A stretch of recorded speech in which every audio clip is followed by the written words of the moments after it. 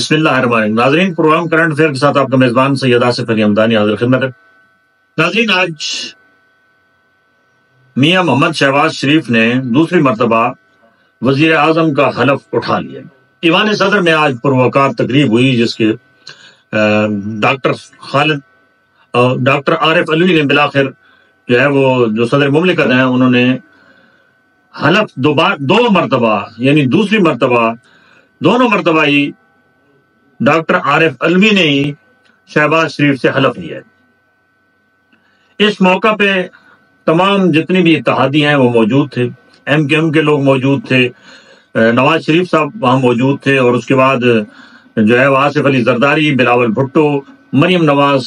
اور باقی بھی جتنے بھی سرکردہ رہنما ہیں وہ سارے وہاں موجود تھے۔ چاروں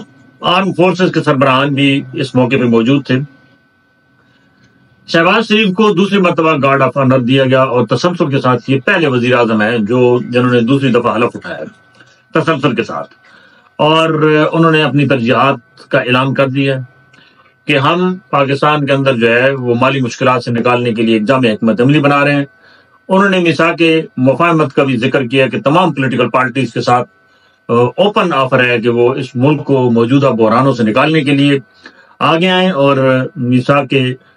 مفاہمت پہ بیٹھ کے بات کریں، اور تاکہ اس ملک کو اور عوام کو جو اس وقت بے شمار چیلنجز کا سامنا ہے اس سے نکالا جا سکے۔ لیکن اس کے برعکس دوسری جانب بڑی تیزی سے حالات بدل گئے۔ کل کے جو پی ڈی ایم کے لیڈر تھے آج وہ ان کے سخت جو ہے وہ ناقد بن چکے ہیں، یعنی مولانا فضل الرحمان، محمود خان اچکزئی اور پی ٹی آئی مل کے جو ہے وہ ایک نئی تحریک کا آغاز اگلے چند دنوں میں کرنے والے ہیں، جو کہ کل مولانا فضل الرحمان صاحب نے واضح طور پہ کہہ دیا ہے کہ کسی صورت بھی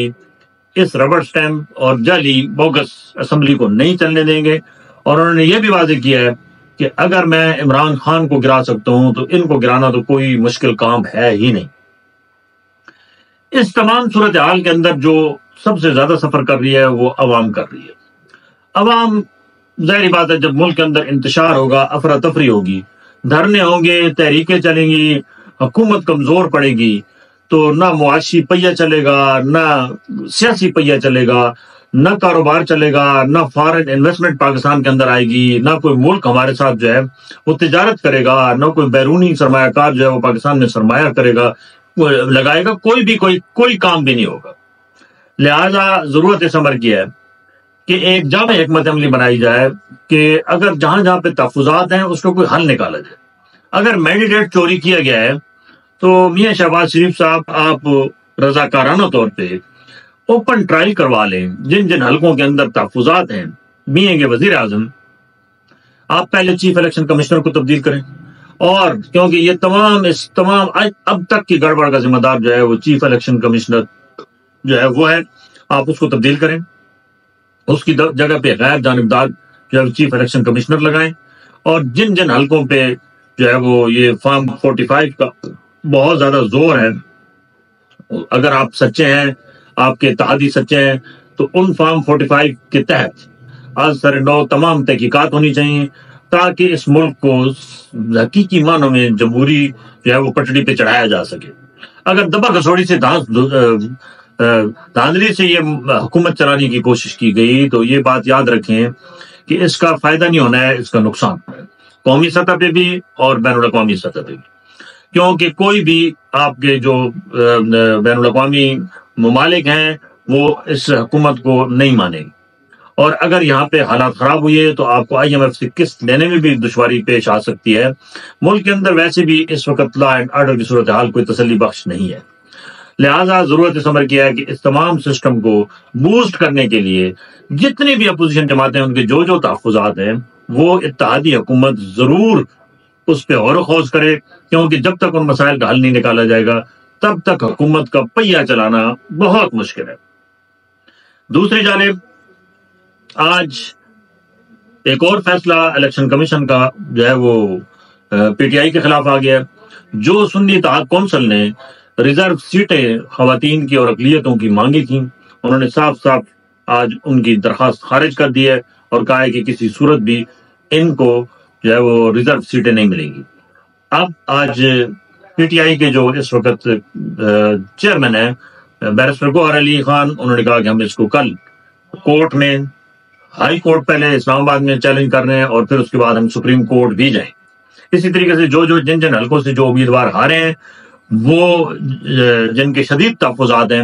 وہ بھی کہہ رہے ہیں کہ ہم سپریم کورٹ تک جو ہے وہ پیچھا کریں گے۔ اگر سپریم کورٹ نے ہمیں وہ ریلیف نہ دیا تو پھر ہم انٹرنیشنل کورٹ تک جائیں گے۔ اب صورتحال یہ ہے کہ کیا یہ موجودہ عدالتی نظام جو ہے یہ انصاف دے پائے گا، کیونکہ یہ سب سے بڑا سوالیہ نشان ہے۔ اگر بڑی عدالت نے کوئی فیصلہ دے دیا کہ جن کے فارم 45 ہیں اس کے مطابق تحقیقات ہوں، اور بہت سارے حلقے اگر ریورس ہو گئے، تو یہ بات یاد رکھنا ہے کہ اس ملک کے اندر ایک اور بھونچال آئے گی، اور یہ اتنا آسان کام نہیں ہے۔ تب تک میرے خیال میں یہ اپنے 5 سال لگا لیں گے، کیونکہ یہاں ماضی میں دیکھیں ٹربیونل کے اندر جتنے کیسز گئے ہیں، حکومت اپنا ٹینیور پوری کر گئی اور وہ ٹربیونل میں کیس ویسے کے ویسے پڑے ہیں۔ اس وقت بھی صورتحال یہی ہے۔ ناظرین، آج دوسرا جو اہم ایک کرنٹ سٹوری ہے وہ یہ ہے کہ سابق ممبر صوبائی اسمبلی چودھری عدنان، جن کو گزشتہ دنوں جو ہے وہ سرعام قتل کر دیا گیا تھا، اور انتہائی حساس ایریے سے، یعنی سی پی او آفس کے بالکل سامنے جو چوک ہے راولپنڈی کچہری، اس کے چوک میں ان کو مارا گیا تھا شام کے ٹائم پہ۔ ان جو انویسٹیگیشن بڑی تیزی سے ہوئی، سول لائن تھانے کا جو ہے انچارج، جو ایس ایچ او ہے، اس کی شبانہ روز کاوشوں سے جو 2 شوٹر ہیں وہ کراچی سے پکڑے گئے، اور انہوں نے آج سنسنی خیز انکشافات کیے ہیں کہ ہمیں ہائر کیا گیا تھا، اور انہوں نے جو اس کی تمام تر پلاننگ کا جو ہے وہ انہوں نے باقاعدہ بیان دیا ہے کہ اس میں چودھری تنویر اور ان کا بیٹا، جو اس وقت چودھری تنویر سینیٹر ہے نون لیگ کا، اور ان کا بیٹا جو ہے وہ دانیال چودھری، دانیال وہ ممبر قومی اسمبلی بن چکا ہے۔ انہوں نے کہا کہ وہ دونوں براہ راست انہوں نے ہمیں ہائر کیا ہے، اور ان کے بیان کے بعد دونوں باپ بیٹے کی بیرون ملک جو ہے وہ جانے کے لیے ایگزیکٹ کنٹرول لسٹ میں نام ڈال دیا گیا ہے، اور اگلے چند دنوں میں مزید انکشافات کے بعد دیکھتے ہیں کہ اب یہ طاقتور لوگ جو ہے کیا وہ انصاف کے شکنجے میں آئیں گے۔ لگ نہیں رہا ہے، کیونکہ یہ ملک آج تک کسی بھی طاقتور کو اس ملک کے اندر سزا نہیں ہوئی۔ اگر سزا ہوتی تو یہ جرائم نہ بڑھتے، اس طریقے سے قتل عام نہ ہوتا، اس طریقے سے امنی نہ ہوتی، اس طریقے سے لوگ عدم